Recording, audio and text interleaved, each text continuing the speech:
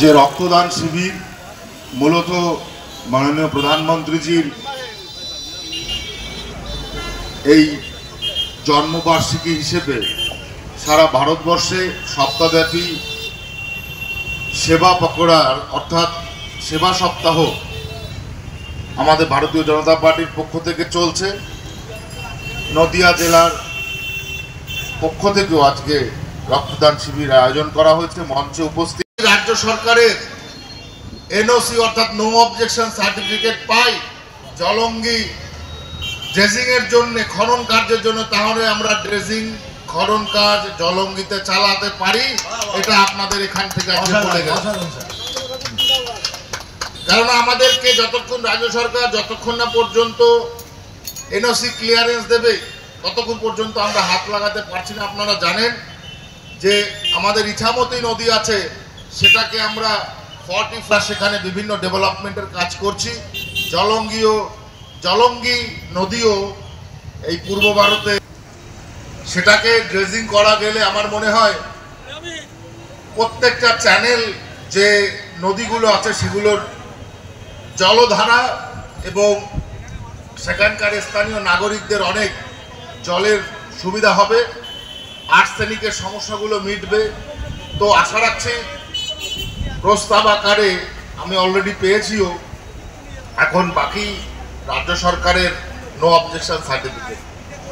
আমরা চাই মাননীয় প্রধানমন্ত্রীর নেতৃত্বে দেশের প্রত্যেকটা প্রান্তে উন্নয়নের বাতাবরণকে আমরা ছাইয়ে দেব, এটাই আমার।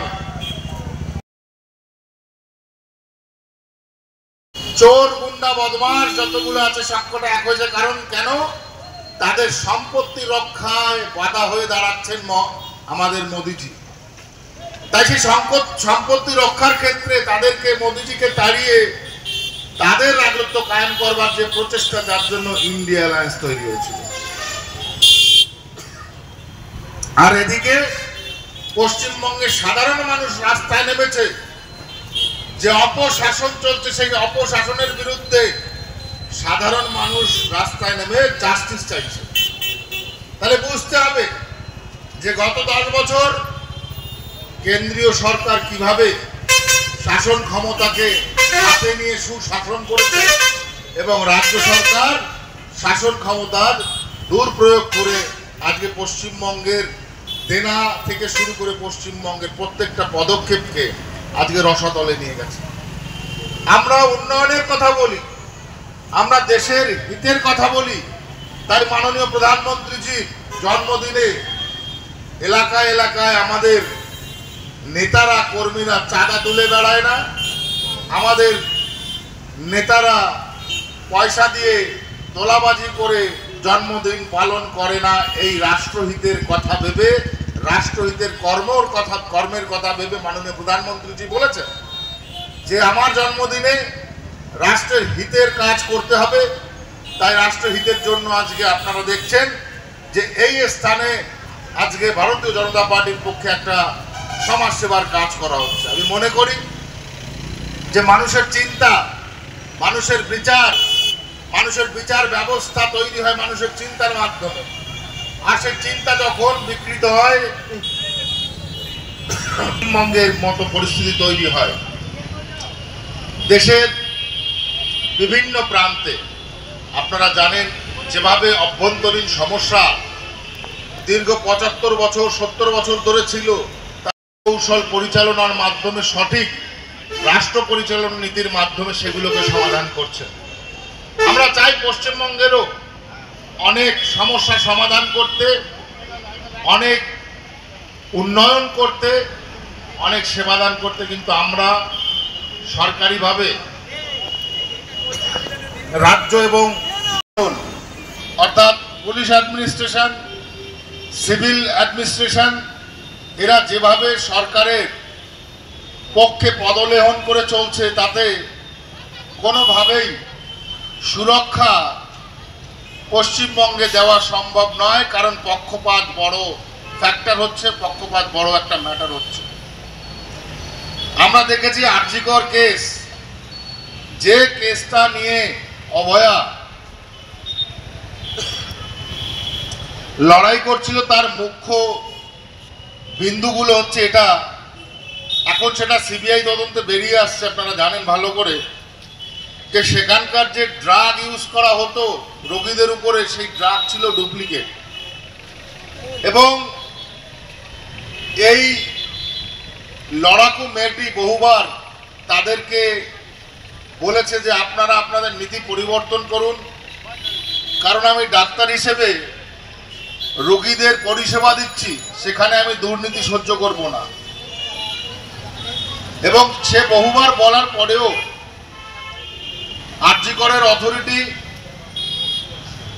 যিনি সর্বোপরি ছিলেন তিনি কিন্তু সেটা মানেননি, বরং তাকে মার্ডার করবার একটা পরিকল্পনা করে ঠিক সময় মতো তাকে মার্ডার করেছে। এবং সেই মার্ডারের যে পরিসংখ্যান, এটা এত জঘন্য, আমার মনে হয় না 100 বছর বা 200 বছরের ইতিহাসে বাংলার সভ্যতাতে এভাবে কাউকে রেপ করে তার উপর অত্যাচার করে একটা প্রশাসনের সংস্থা এইভাবে সেটাকে কার্যকর বা রূপ দিয়েছে, এটা দেখা যায় না। তো কাজ করে বেড়ানো তো সেন্ট্রাল গভর্নমেন্টের কাজ নয়, স্টেট গভর্নমেন্টেরও তাতে অবশ্যই লক্ষ্য করা উচিত। আমরা করছি, আমরা টার্গেট নিয়েছি ইনল্যান্ড ওয়েজের মধ্যে 1, গঙ্গা, ব্রহ্মপুত্র, তারপরে 2, 3, 4 যেগুলো আছে কৃষ্ণা, কাবেরী, এগুলোতে মোটামুটি ইরোশন প্রোটেকশন চলছে। স্টেট গভর্নমেন্টের প্রপোজাল ছাড়া আমরা কি করে জানতে পারবো যে কোথায় ইরোশন হচ্ছে? এটা অবশ্যই দরকার।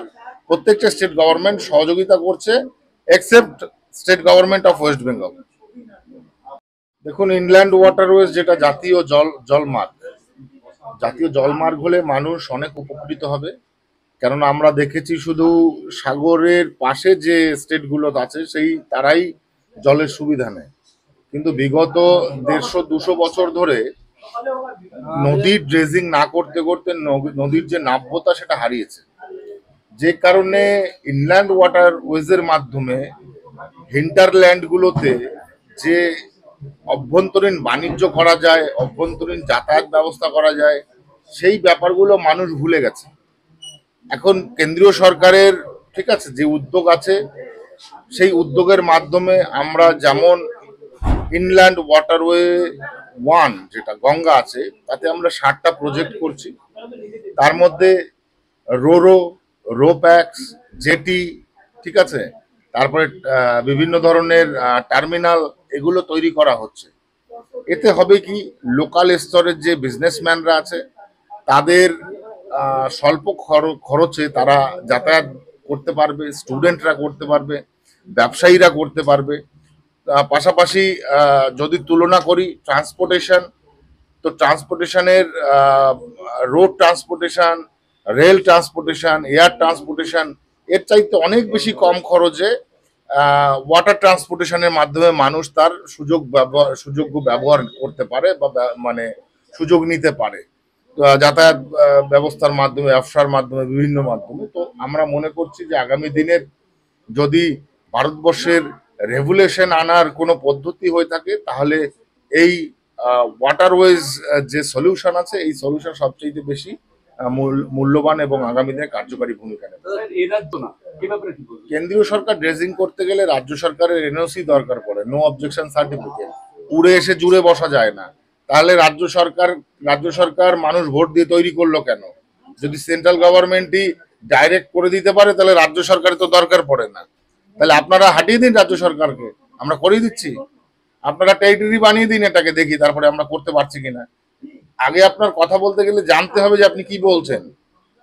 তো যুক্তরাষ্ট্রীয় যে কাঠামো আছে, সেই যুক্তরাষ্ট্রীয় কাঠামোতে এসে আমাদের কাজ করতে হয়। স্টেট গভর্নমেন্টের এনওসি ছাড়া সেন্ট্রাল গভর্নমেন্ট কাজ করতে পারে না, এটাই নিয়ম, সাংবিধানিক নিয়ম। এগুলো আগে জানতে হবে, তারপরে প্রশ্ন। যেখানে আরজি কর কাণ্ড নিয়ে যেখানে বিচার হচ্ছে না দীর্ঘদিন ধরে, প্রায় 2 মাস থেকে গেল, সেখানে কি বলবেন? বলার তো কিছুই নেই, টপ টু বটম সব করাপশনের মধ্যে আছে।